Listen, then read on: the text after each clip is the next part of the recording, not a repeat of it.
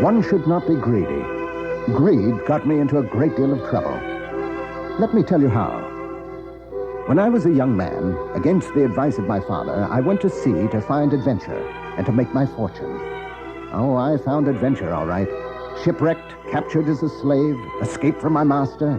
Oh, adventure aplenty, which I luckily survived. Yes, and I even made a fortune in the land of Brazil to which my adventures had brought me. But then I was to experience the greatest adventure of all. I was urged by some greedy tobacco plantation owners to sail from Brazil to Africa to bring back a shipload of African slaves. This time I was to know disaster greater than I had ever known before. My ship had hardly left the shores of Brazil before it was struck by a terrible storm.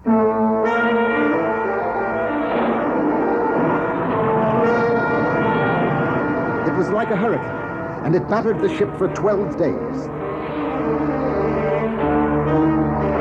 The ship was driven aground near an unknown shore. The captain, fearing that it would be broken by the sea and all aboard would be drowned, ordered everyone to abandon the ship. The terrible waves had smashed every lifeboat except one. And all aboard climbed into that one small boat and defied the raging sea. But the angry sea wanted lives, and it took them, overturning the boat and drowning all hands except me. I was cast up on that foreign shore, almost more dead than alive.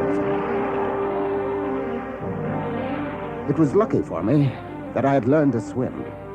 When our small boat capsized, we were all swallowed up by that terrible sea, and every other man aboard was lost. I didn't know that, though, until later. I was fighting for my life against the huge waves that lifted me high in the air and then flung me underwater against the ocean floor. Again and again, I thought I breathed my last. Perhaps it was my prayers that saved me. At any rate, I did not save myself. The waves that seemed bent on my destruction threw me ashore. And there, as soon as I was able, I crawled beyond their reach. I thank God for saving my life. And then I looked around for my companions, but I never saw them again, or any sign of them, except 3 of their hats, 1 coat, and 2 shoes that did not match. I was absolutely alone, on a shore beyond the trade routes, a shore seldom, if ever, seen by ships of the day. I was wet, with nothing to eat or drink. I had no weapon with which to hunt and kill for food, or with which to defend myself against another creature.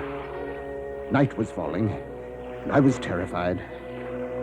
Finally, exhausted by my fears and my struggle against the sea, I climbed into the top of a small thorny tree and slept.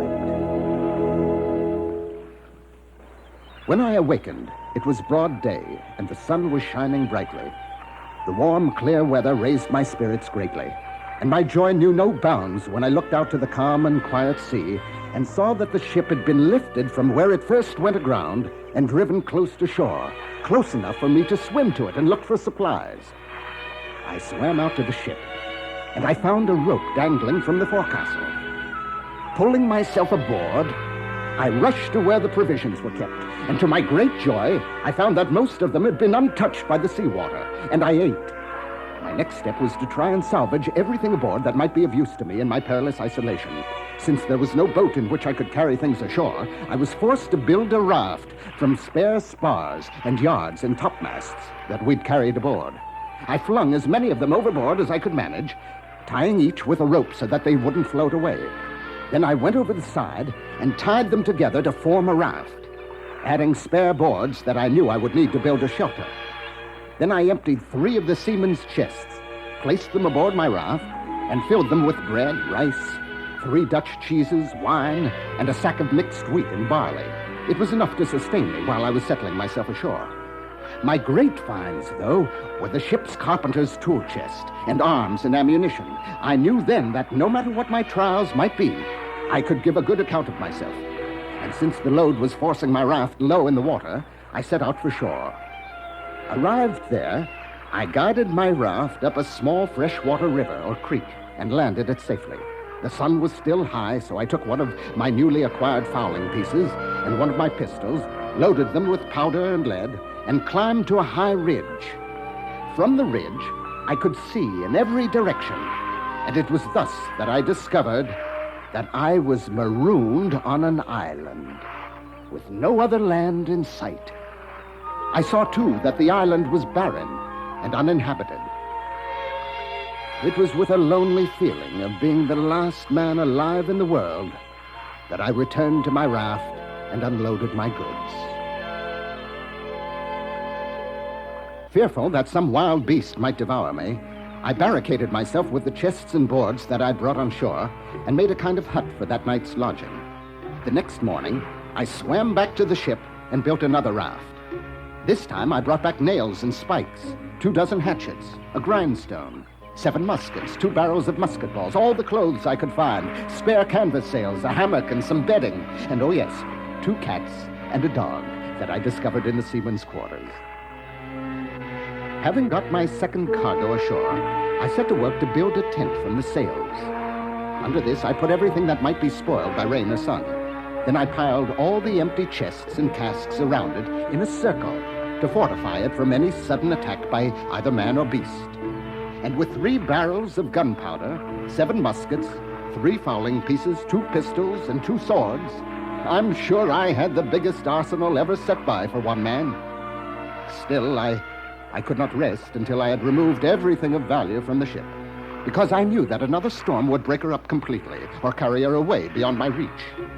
I made 11 trips to that ship and secured great quantities of goods.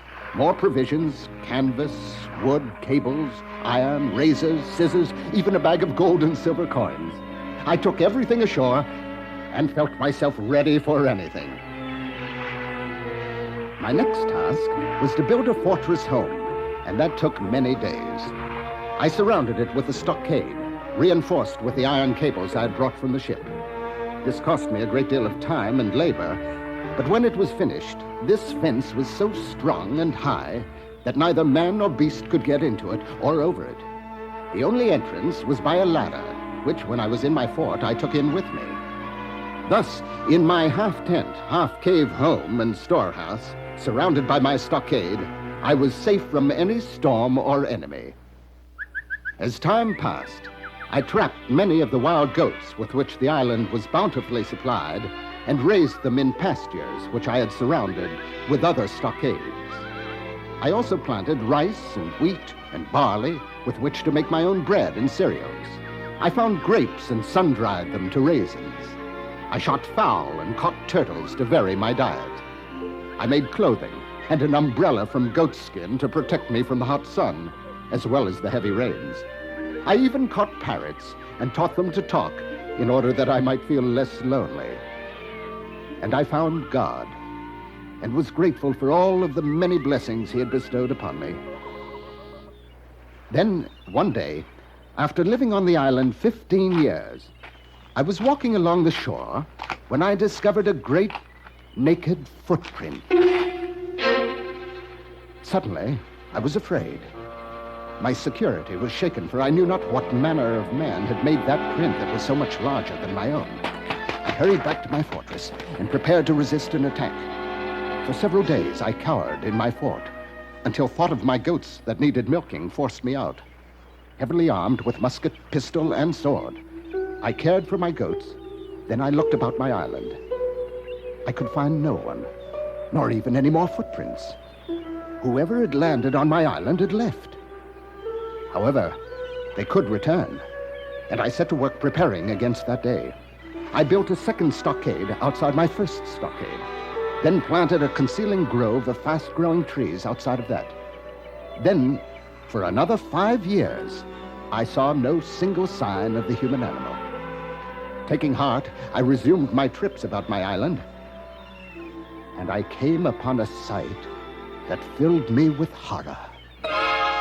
There, on the island shore furthest from my fortress, I came upon the remains of a cannibal's feast. I turned away from the horrid spectacle and rushed back to my fortress.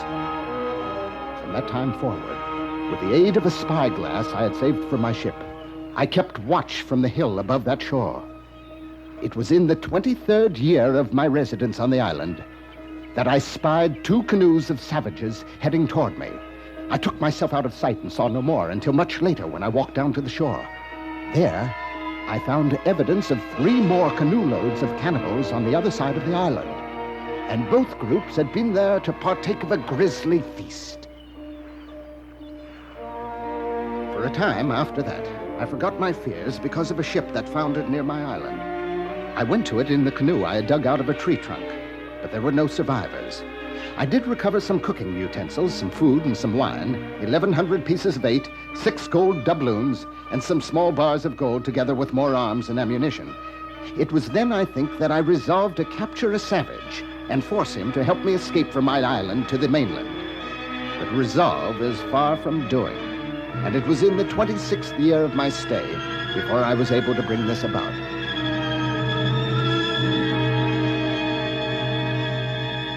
I was surprised early one morning by seeing 5 large canoes on the shore on my side of the island, and the people who belonged to them all landed. Since there were 20 or 30 of the savages, and I could think of no practical way for one man to defeat them all, I could do nothing but watch while they dragged 2 miserable wretches from the boats and prepared them for the slaughter.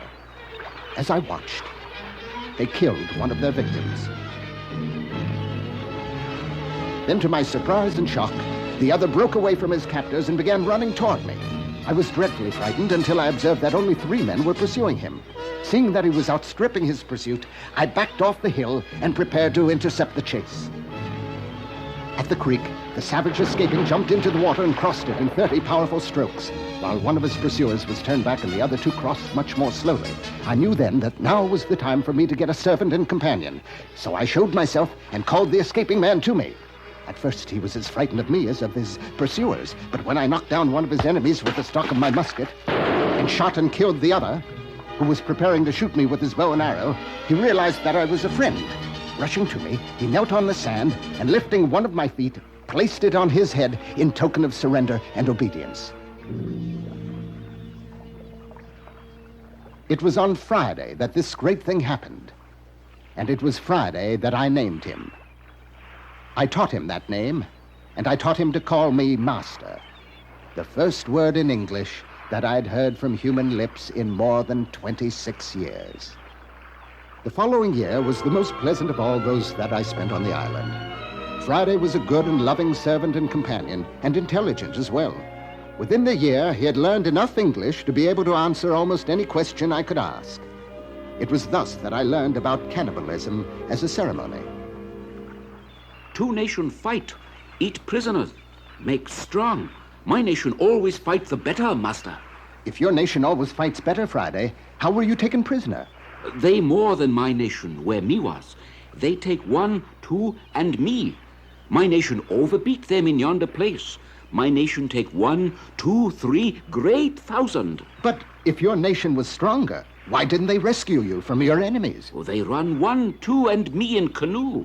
My nation have no canoe that time. Oh, I see. What does your nation do with the prisoners they take, Friday? Do they carry them away and eat them, as your enemies did? Oh, yes, Master. My nation eat mans, too. But don't worry about that. Well, it isn't exactly comforting. I don't want to be eaten, even if it is a great honor. No, eat you, Master. Only eat enemies, you friend. In my nation now, many bearded white men's like you are living. Where did they come from? From big water. Boat with white wings break up, throw men on shore. Could you take me to them, Friday? Yes, Master. But first we must build 2 canoe. I have a canoe, Friday. 2 small, Master. Much water. Must build canoe big like 2 canoe. Before we could build our big canoe, savages came again to our island. There were 3 canoe loads, and Friday was terrified because he felt certain that they had returned to look for him and would cut him in pieces and eat him. I tried to comfort him, telling him that I was in as much danger as he, but what I had to say must have suffered in Friday's translation. He wasn't comforted. You die. No help, Friday. Maybe we won't die, Friday. If we fight well, they will die, not us. and our guns will frighten those we do not kill. Maybe, maybe not. Maybe just make angry. We'll soon know. At least we can give a good account of ourselves. Me die when you die, master. It shouldn't come to that, Friday. We have guns and the element of surprise on our side.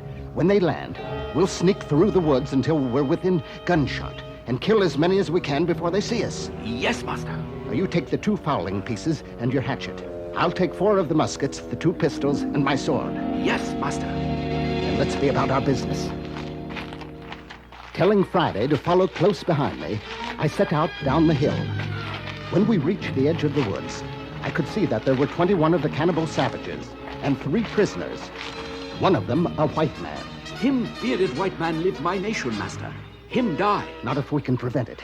If you do exactly as I do, Friday, we can win this little war. Me do. As soon as you shoot with 1 gun, pick up another and shoot again. I've loaded each musket with several small bullets, and they're standing so tightly bunched that we should kill many with each shot. Me follow, master. Then take aim. Shoot! Pick up your next gun, Friday. Take aim. Shoot! Good. Now pick up your last gun, Friday, and follow me. Yell as loud as you can. When they bunch up to run to their canoes, shoot into the bunch. Ready? Ready, master. Then... charge! Now, sword and hatchet for the rest. 2 man's getting away in canoe, master. Let them go. They'll take word to their nation about our guns, and they'll stay away from this island. Good. Master give Friday sword? I need it. No, master rest. Give Friday sword. Friday finish business. Friday was as good as his word, finishing off the rest of the enemy with great dispatch.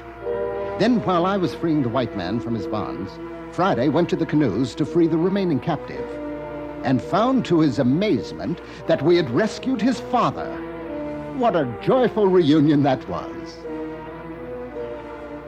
The white man was a Spaniard, to whom I could talk because of the Portuguese language that I had learned in Brazil.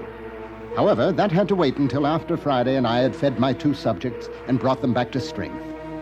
In time, we decided that the Spaniard and Friday's father would return to the mainland and bring back the other Spaniards, that we might have hands enough to build a large boat and sail back to civilization. They had been gone 8 days when a strange and unforeseen occurrence intervened. An English longboat with a shoulder of mutton sail stood in to shore. My first inclination was to run down to greet them, but fortunately my sense of caution prevailed. With my spyglass, I could see an English ship anchored well offshore, and since there had been no storm to drive it there, and my island was on no charted course, I feared that no good design had brought them there, and that they might well be thieves and murderers. My caution was well taken. When the longboat landed and its 11 passengers disembarked, I saw that 3 were unarmed prisoners, and I wished that the Spaniard and Friday's father were still on the island, for I could tell by the captors' actions that they intended to murder their prisoners, and I was determined to stop them. However, as I said, these rogues were armed, and such obvious knaves that I knew they would not flee from the mere sound of guns, and if we charged them in the open, they would surely cut us down. The tide had gone out since they landed, leaving their longboat stranded high on the beach, which would force them to remain until after nightfall. And since they appeared to be in no hurry to murder their prisoners, I decided to wait until dark to attempt a rescue. But about 2 o'clock, in the heat of the day, the villains left their prisoners on the hot beach while they straggled into the shady woods. Feeling certain that the cool shade would make the knaves sleepy, I marched with Friday, both of us heavily armed, to a point where I could call to the 3 prisoners. My uncouth appearance frightened them, and they could not answer until I said, "Do not be surprised at me, gentlemen. I come as a friend."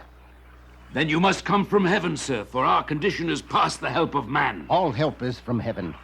My man Friday and I are here to serve as heaven's instruments. What is your situation? I'm the commander of that vessel, sir. My men have mutinied. At first they intended to kill me and my companions, my mate and my passenger. They've now decided to maroon us on this desolate place. What firearms have they? Only 2 pieces, plus another that they left on the boat. But they are well armed with knives and cutlasses. I saw that through my glass. My man and I can kill them all. But I think it would serve us better to take them prisoners, if you think we could prevail upon them to sail the ship. I think we could trust all except 2. They're desperate villains, and it would not be safe to show mercy to them. Very well. Now, sir, if I deliver you from your dilemma, you must grant me 2 conditions. Anything, sir. Anything at all. If we're delivered, my ship and all aboard will be at your command. Well spoken, sir. Now, if you will but accompany me and my man Friday and point out the 2 ringleaders, we will accomplish the rest. And so it happened in the 28th year of my stay on my island that I restored an English captain to a ship and was myself delivered back to England, together with Friday and the Spaniards from the mainland. My mother and my father had long since passed away, but I'm certain that somewhere they know that I did never again put to sea, or indeed leave the shores of England.